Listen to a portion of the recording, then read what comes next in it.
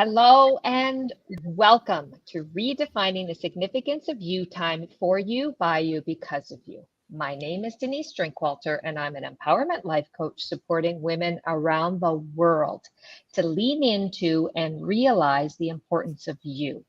The goal of this channel is to provide you, the viewer, with some takeaways that will help you shift, change, reevaluate, and or become way more aware of what is possible. We have a variety of incredible guests who will be sharing their life experiences that have helped them become the beautiful human beings that they are today. And today is no exception to that rule. Every one of us, sometime in our lives, have had that infamous free time where we frequently feel guilty or embarrassed or wrong for taking that time out for ourselves. And we are absolutely here to help you change that, support you to see what is truly possible and what happens when you take time for you, by you, because of you. In today's episode, it is an absolute honor and privilege to introduce Wanda Howard to our show today.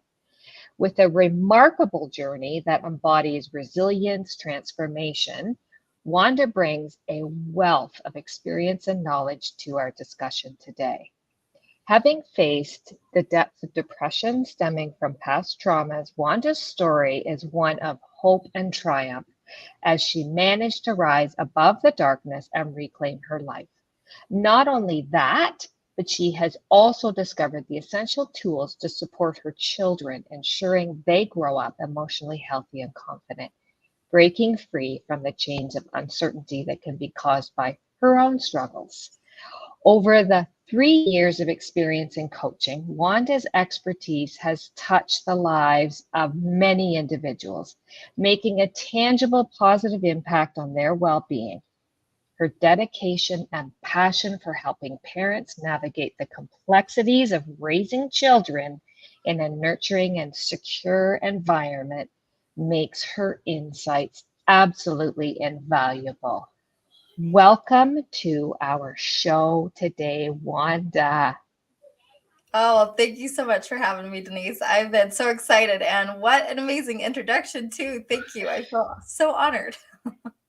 Well, it is an honor to have you with us here today because I can't begin to imagine how it feels to do what you are doing now, helping parents with the challenges that exist with parenting, let alone how you perceive your growth and experience growing up in a family, right? Like it's just phenomenal to me to see the inner strength you have developed and you are bringing forward to help other people in such a big, big role as parenting, right? Well, it's been an amazing journey for me. I feel like I'm just an ordinary person, and it's really that the principles can apply to anybody. If they work for me, they'll work for anybody that's Mm. willing to put the work of applying them into their life, because it's miserable to live in darkness and just depression and anxiety and trauma and everything. But there's a way out of it. So I'm excited for our conversation today. So tell me, the concept of doing something for yourself, is that something that you find is a big hurdle for Oh, people to this really? I love this question. so definitely yes. This is something that I've developed more of, and I'm lots better at it now than I ever used to be. But there is always this pull of uh, I don't know. I don't want to have to do things for myself. I want to be able to constantly be giving to others. So if I don't want to spend the time on myself, can't I just spend the time on others? But that's actually huge from where I used to be, because it used to be very like, it's selfish. I felt guilty. I felt polarized away from the idea of even wanting to do anything for me. It's kind of a funny topic too, because I remember when I first went to my first therapy session ever, and I was going through so much. I was very suicidal and just, I was in a very bad place. I had a baby at the time, and I was just trying to. Oh,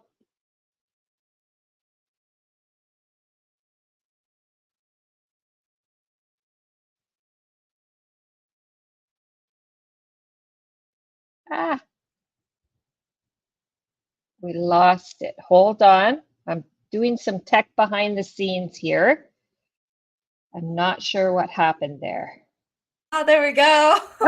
Ah, sorry about that. It was so important. I don't know if you can go back and talk about just having your child. You were very Yeah, suicidal at the time, and everything cut out from there. I'm so sorry. This that's all right. internet. Gotta love electronics. So yeah, to refresh what was I just said is I had Sure. a little baby, and Yeah. I was very suicidal. I was depressed. I was in a very dark place, and I didn't know how to get out of it. I wanted to put the pieces together, and I was at the beginning of everything.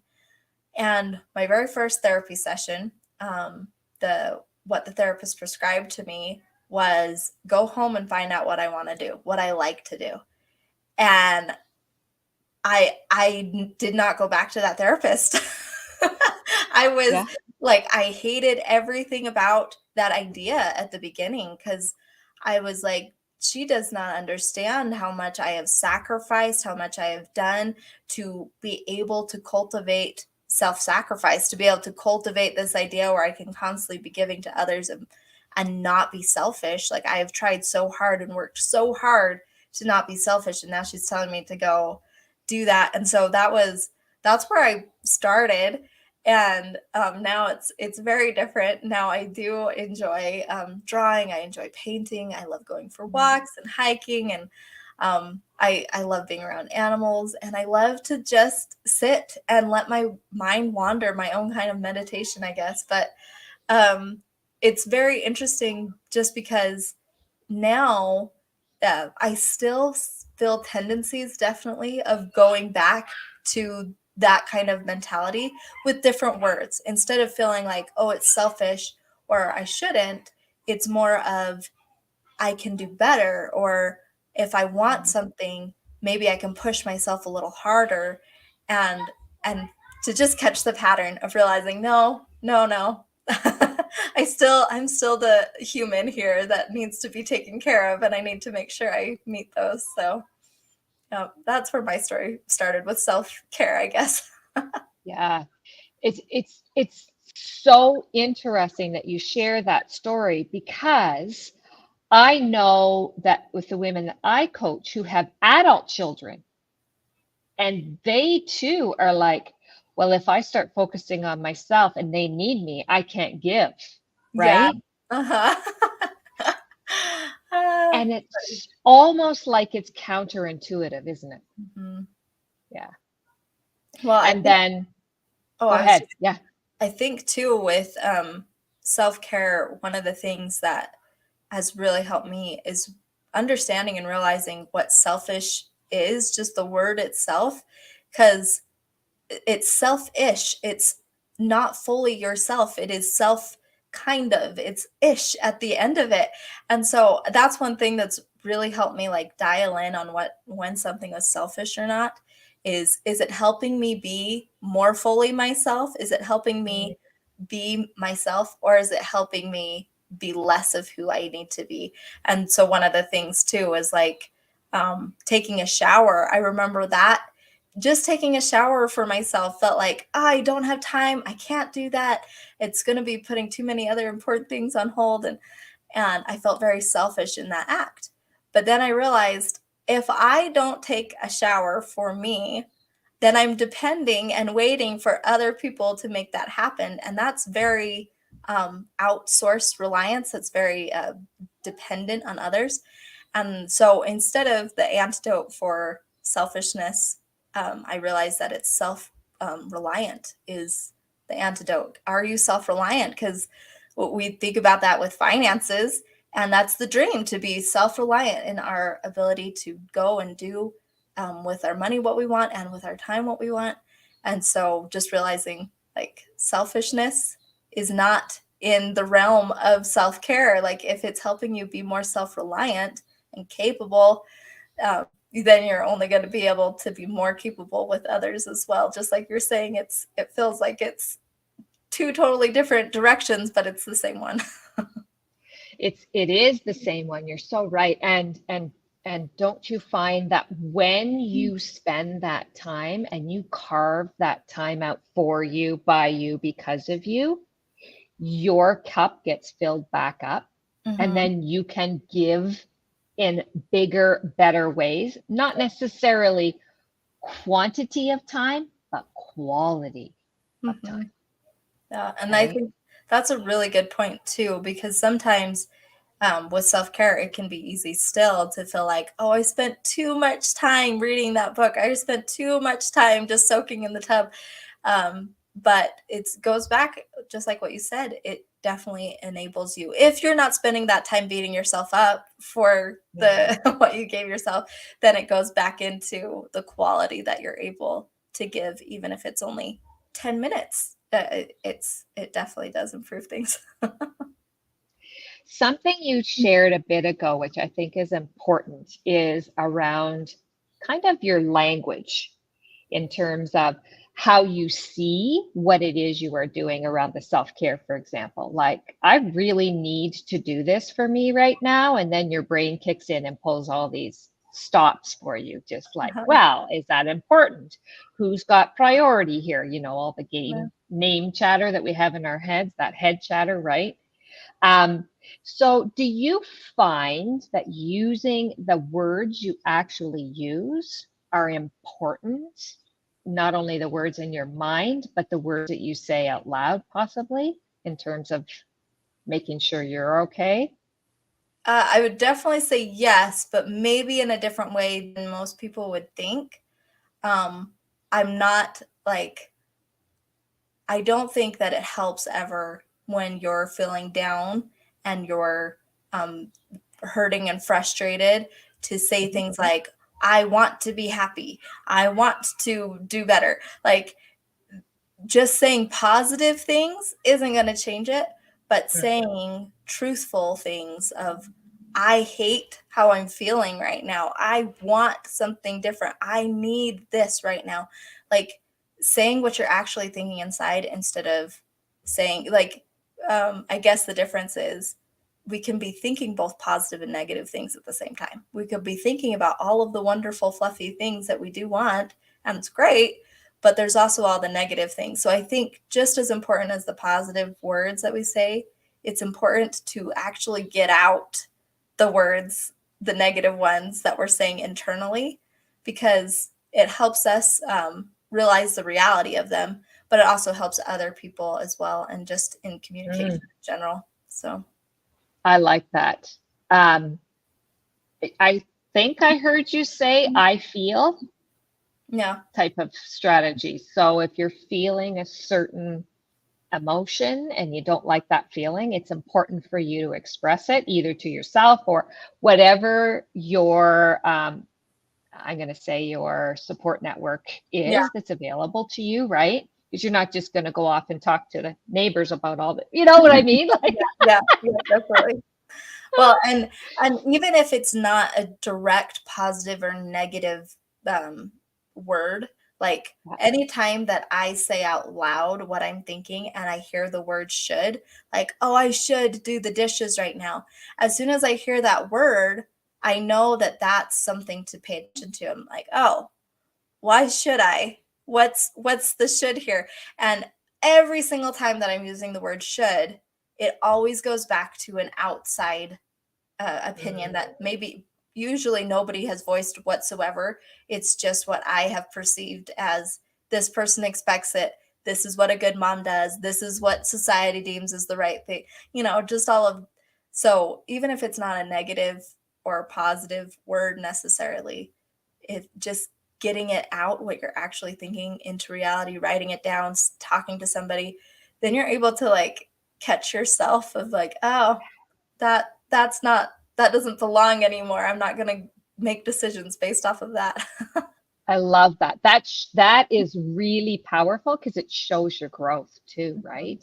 Yeah. Yeah. When you're able to actually stop and go, now wait a minute. What?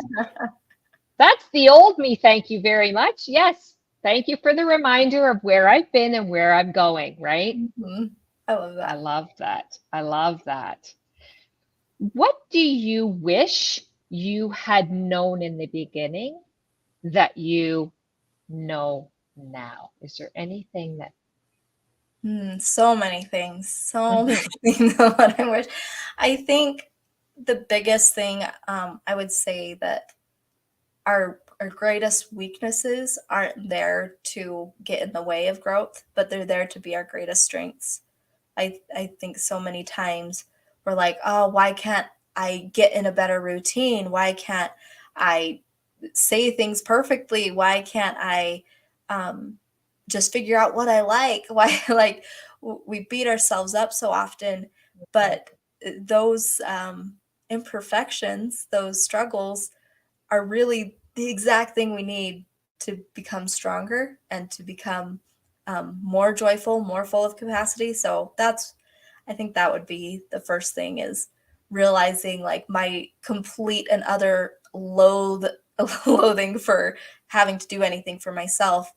That wasn't something that I needed to hate. It was something that to just be aware of, to love, to listen to observe, and figure out how to turn it into a strength. And that's ultimately what happened. But because I was so uh, stubborn about it, it took a lot longer than it could have. and might I suggest perhaps your stubbornness is what is your biggest strength Yeah. because That's a good it point. has allowed you to grow so much that now you have the capacity to help others Mhm. in your role, right? I agree with that. And it goes back to the thing of you're never really failing unless you give up completely because mistakes, weaknesses, being stubborn, like they're all just part of the experience. So Yeah, you don't have to beat yourself up for not getting it right. bingo. It's a door of opportunity for growth and learning, right? Mhm. Yeah. Definitely. And and I love what you said, love, listen, and observe. Those are massively powerful words. Um, Love where you're at, listen to what's going on inside your head and outside, and do the observation so that you can start to take that information and move yourself forward. And it's very hard to do it alone. We know that. That's why we do what we do, right? As coaches. Right, Wanda? yeah. Yeah. Yep. Because we want more. We know there is more possible for everyone, right? Mhm. Well, and I Mhm. think too that after you start to develop your internal world and you start to just grow in exponential ways that you didn't know possible, one, there's just the natural tendency and desire to want to turn around and give back. But also, um, I I think it's so cool how much growth happens for a coach when they're able to turn around and help people just because if we stop growing, if we're stagnant, life's so dull and pointless and so to enable growth in all of us, that act of turning around and helping the person behind you is one of the most fulfilling and wonderful experiences for both coach and the person being coached because it creates friendship, it creates growth, it creates unity. It's yeah, I love it. It's absolutely true. I believe very strongly that every single day is a learning opportunity, no matter who you meet. And sometimes it's just even the learning that we get Hmm. in our interactions with others. So totally, totally agree with that. Yeah, Yeah. fantastic. If people want to find you, they can find you very easily, right? Through your website. Yep. It's wandahoward.com is my website. And then wandahoward.live if you go onto social media platforms and want to connect with me there. Beautiful. Wanda, if people are wondering what is something, do I need to have a certain age child in order to get your support for the parenting coaching that you do? Is there an overview that you can give us quickly that helps us to understand, help the listeners to understand? Yeah, there's not a specific age that your kid has to be. Typically, I Okay. work with new parents, so parents with just toddlers that are wanting to be proactive about how they're going to parent. But any person can come. The person that I help specifically are parents who deal with childhood trauma, and they don't want to wait for their healing to be done in order to help their kids. You can do both at the same time. You don't have to wait to figure out all the pieces of the past to be able to have a bright future. Those are very important words for those who are listening. You do not have to resolve your traumas in order for you to get the support to do the parenting that you so desire inside your own heart. Wanda is here to help you with that process. I love that. Thank you. Yeah. It has been an absolute honor and a privilege. You see Wanda's name on the screen. That's how you spell it. It is also in the show notes, so make sure that you check out Wanda's website. You want to connect with her. You'll want to find her on social media. All of her social media platforms that she's on have been shared in the show notes as well. So reach out, connect with Wanda. She is a beautiful soul that you need in your life, even just to chat with. It has been such a privilege to have you here today, Wanda. I appreciate your time and your patience with my technology. Well, I love being here, and it just adds to the thrill, right? When something goes wrong. We learn to roll with the punches, right? If you are not already subscribed to our YouTube channel, make sure you subscribe so you don't miss any of the incredible guests that we get to share our time with. And Wanda, from the bottom of my heart, thank you so much for spending such valuable time with us today and giving us the beautiful insights that you have to make sure everybody does something for you, by you, because of you. And Wanda is walking proof that every day gets to be a learning opportunity. So thank you all for being here. And thank you again, Wanda. Have a great day, everyone. Bye.